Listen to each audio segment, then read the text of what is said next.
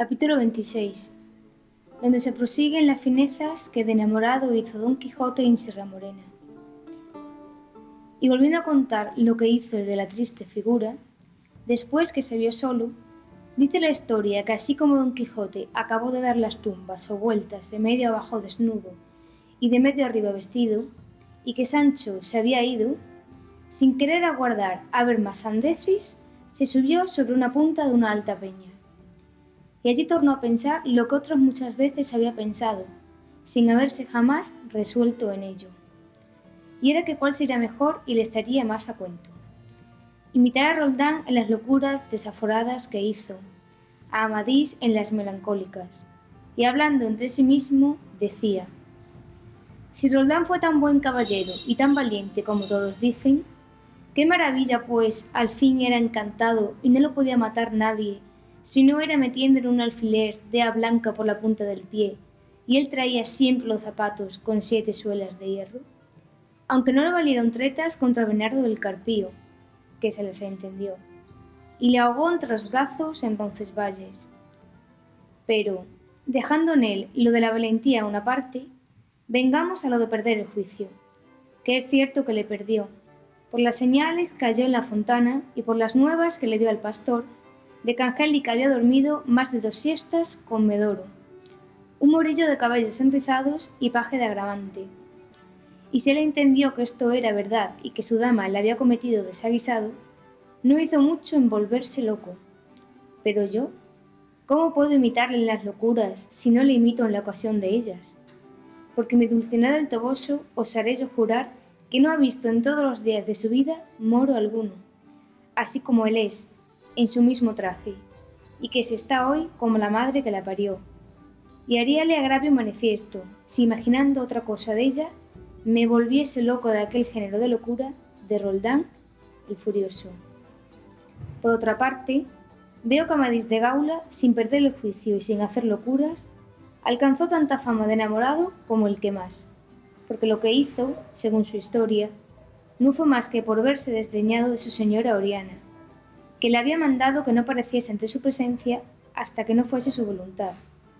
Se retiró a la peña pobre, en compañía de un ermitaño, y allí se hartó de llorar y de encomendarse a Dios, hasta que el cielo le acorrió, en medio de su mayor cuita y necesidad. Y si esto es verdad, como lo es, ¿para qué quiero yo tomar trabajo ahora de desnudarme del todo, ni dar pesadumbre a estos árboles que no me han dado mal alguno?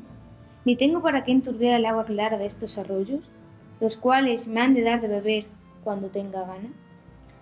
Viva la memoria de Amadís, y sea imitado de Don Quijote de la Mancha en todo lo que pudiere, del cual se dirá lo que del otro se dijo, que si no acabó grandes cosas, murió por acometerlas. Y si yo no soy desechado ni desdeñado de Dulcinea del Toboso, bástame, como ya he dicho, estar ausente de ella.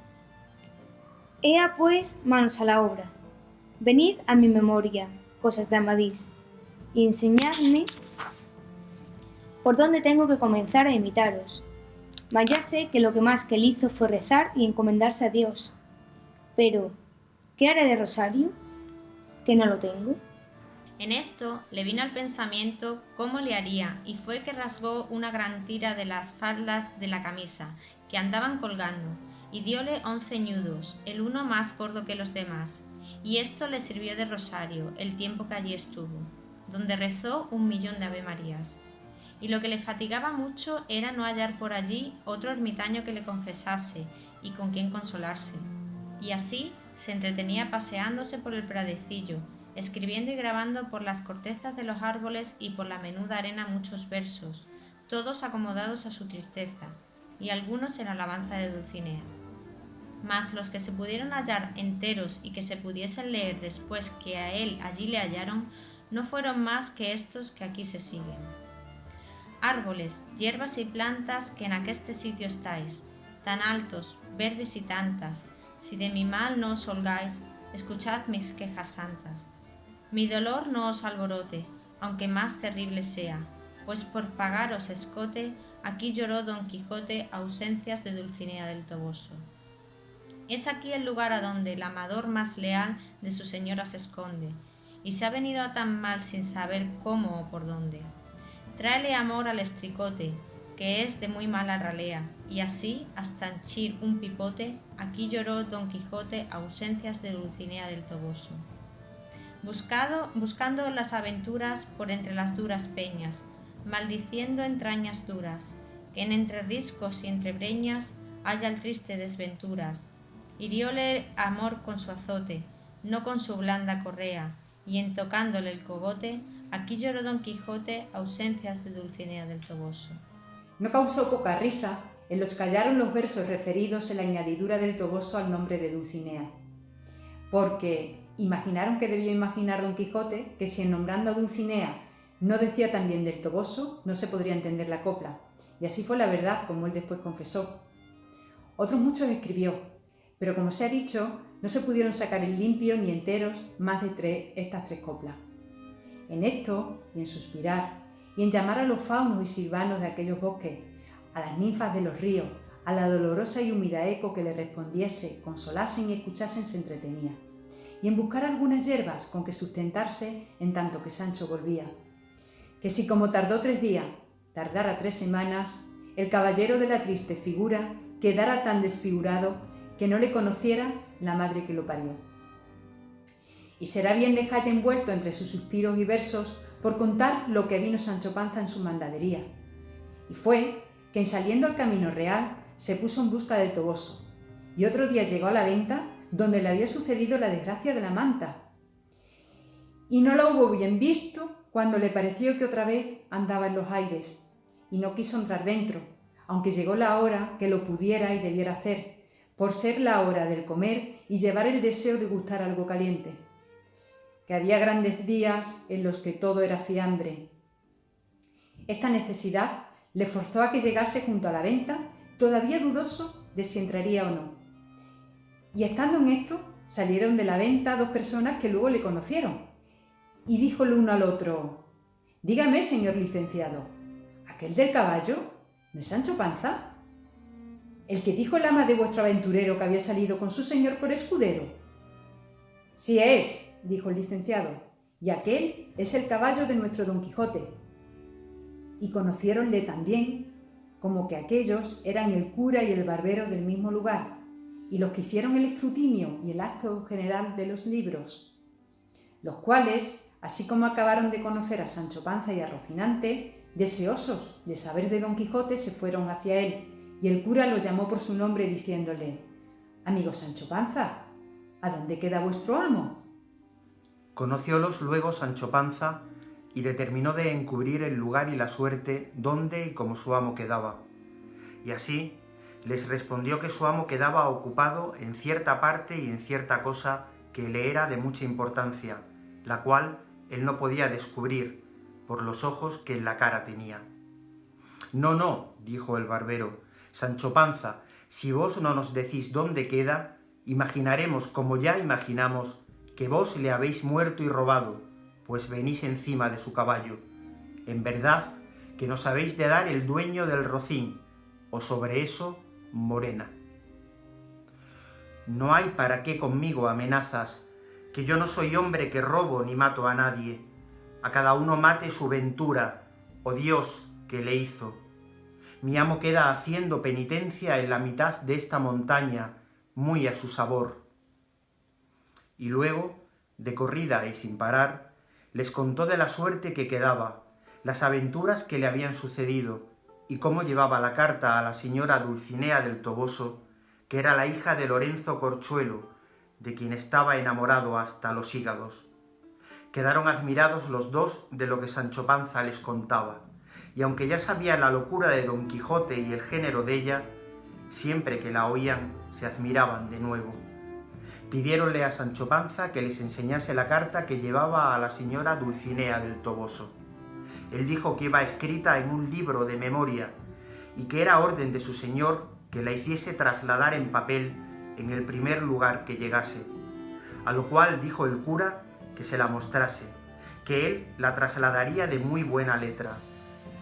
Metió la mano en el seno Sancho Panza, buscando el librillo, pero no le halló, ni le podía hallar si le buscara hasta agora, porque se había quedado Don Quijote con él, y no se le había dado, ni a él se le acordó de pedírsele. Cuando Sancho vio que no hallaba el libro, fuésele parando mortal el rostro, y tornándose a tentar todo el cuerpo muy apriesa, tornó a echar de ver que no le hallaba, y sin más ni más, se echó entrambos puños a las barbas, y se arrancó la mitad de ellas, y luego apriesa y sin cesar, se dio media docena de puñadas en el rostro y en las narices, que se las bañó todas en sangre. Visto lo cual, por el cura y el barbero, le dijeron que qué le había sucedido, que tan mal se paraba. «¿Qué me ha de suceder?», respondió Sancho, «sino el haber perdido de una mano a otra en un estante 3 pollinos, que cada uno era como un castillo». «¿Cómo es eso?», replicó el barbero.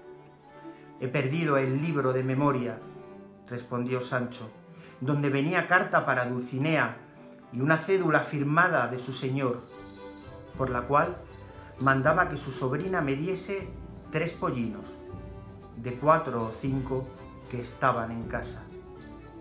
Y con esto les contó la pérdida del rucio. Consolóle el cura y díjole que en hallando a su señor, él le haría revalidar la manda, y que tornase a hacer la libranza en papel, como era uso y costumbre, porque las que se hacían en libros de memoria jamás se aceptaban ni cumplían. Con esto se consoló Sancho y dijo que, como aquello fuese ansí, que no le daba mucha pena la pérdida de la carta de Dulcinea, porque él la sabía casi de memoria, de la cual se podía trasladar donde y cuando quisiese. «Decidlo, Sancho, pues», dijo el barbero, «que después la trasladaremos». Paróse Sancho Panza a rascar la cabeza para traer a la memoria la carta, y ya se ponía sobre un pie y ya sobre otro, unas veces miraba al suelo, otras al cielo, y al cabo de haberse roído la mitad de la yema de un dedo, teniendo suspenso a los que esperaban que ya la dijese, dijo al cabo de grandísimo rato: «Por Dios, señor licenciado, que los diablos lleven la cosa que de la carta se me acuerda, aunque en el principio decía: alta y sobajada señora». «No diría», dijo el barbero, «sobajada, sino sobrehumana o soberana señora». «Así es», dijo Sancho.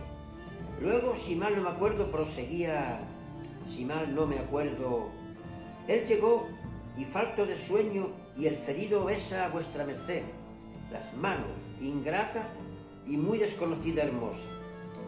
Y no sé qué decía de salud y de enfermedad, que le enviaba y por aquí iba escurriendo hasta que acababa en: vuestro hasta la muerte, el caballero de la triste figura». No poco gustaron los dos de ver la buena memoria de Sancho Panza y alabáronsela mucho y le pidieron que dijese la carta otras 2 veces, para que ellos ansí mismo la tomasen de memoria para trasladarla a su tiempo. Tornóla a decir Sancho otras 3 veces y otras tantas volvió a decir otros 3000 disparates. Tras esto contó a sí mismo las cosas de su amo, pero no habló palabra acerca del manteamiento que le había sucedido en aquella venta, en la cual rehusaba entrar. Dijo también cómo su señor, en trayendo que le trujese buen despacho de la señora Dulcinea del Toboso, se había de poner en camino a procurar cómo ser emperador o por lo menos monarca, que así lo tenían concertado entre los dos. Y era cosa muy fácil venir a serlo según era el valor de la persona y la fuerza de su brazo, y que, en siéndolo, le había de casar a él porque ya sería viudo, que no podía ser menos, y le había de dar por mujer a una doncella de la emperatriz, heredera de un rico y grande estado, de tierra firme, sin ínsulos ni ínsulas, que ya no las quería. Decía esto Sancho con tanto reposo, limpiándose de cuando en cuando las narices y con tan poco juicio, que los dos se admiraron de nuevo, considerando cuán vehemente había sido la locura de Don Quijote, pues había llevado tras de sí el juicio de aquel pobre hombre. No quisieron cansarse en sacarle del error en que estaba, pareciéndoles que, pues no le dañaba nada la conciencia, mejor era dejarle en él. Y a ellos les sería de más gusto oír sus necedades. Y así le dijeron que rogase a Dios por la salud de su señor, que cosa contingente y muy egible era venir con el discurso del tiempo a ser emperador, como él decía, o por lo menos arzobispo, o otra dignidad equivalente.